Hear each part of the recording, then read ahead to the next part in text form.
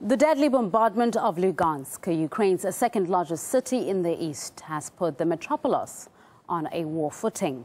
Air raid sirens blare constantly to warn citizens of imminent attacks.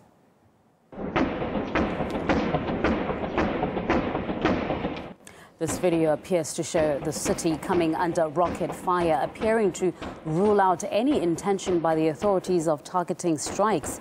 Following the attack, we visited a pensioner whose house had been destroyed.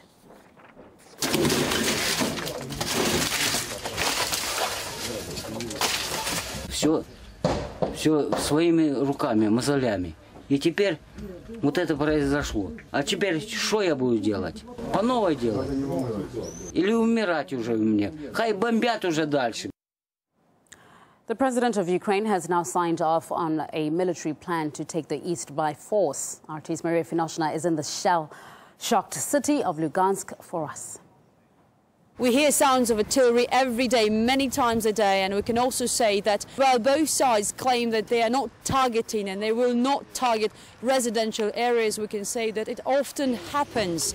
This is why me and my cameraman now, we have to work in flak jackets, although we are in the city centre. Just on Monday, a shell landed not far from where we are now, just blocks away from the city centre, hitting a car, and reportedly the driver of this car was killed at the scene. The operation leadership in Kiev also claims that heavy artillery or aviation will not be used in attacks on big cities such as Lugansk or Donetsk, but we can say that we hear airplanes overflying this area almost every day again, and while eyewitnesses say that they are behind last week attacks on two tiny villages 25 kilometers north of Lugansk, when at least 7 civilians were killed, including a 5-year-old boy. The army leadership also claims that the cities of Donetsk and Lugansk will soon be besieged, so that the anti-government forces accumulating inside will be sealed with no chances to get any support from anywhere outside. This is why local fighters are currently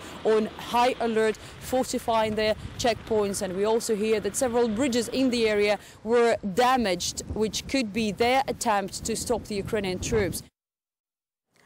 The last week has seen government forces take back control of several cities. Since then, Kiev's military has reportedly begun a full-blown purge, arresting local police and young men en masse. A video has also emerged of a radical right Ukrainian deputy threatening a bound elderly man. Чесно, я вам кажу, що я родину не продавав. Не бреши. Чесно.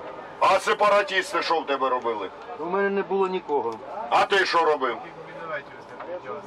Я робив, щоб школа робила, дитсадики. Всі ви так розказуєте. Все. На 15 років у тюрму. Скільки років тобі? 62. 62 плюс 15. 77 років. Вийдеш у 80. Якщо доживеш.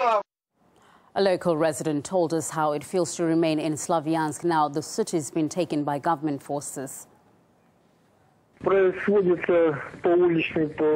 They go from street to street, from flat to flat, and it's all about arrests. They've arrested the entire police force and drove all the personnel to God knows where. We have no idea what's happening to them. People who are supposedly supporting the anti-government movement are missing.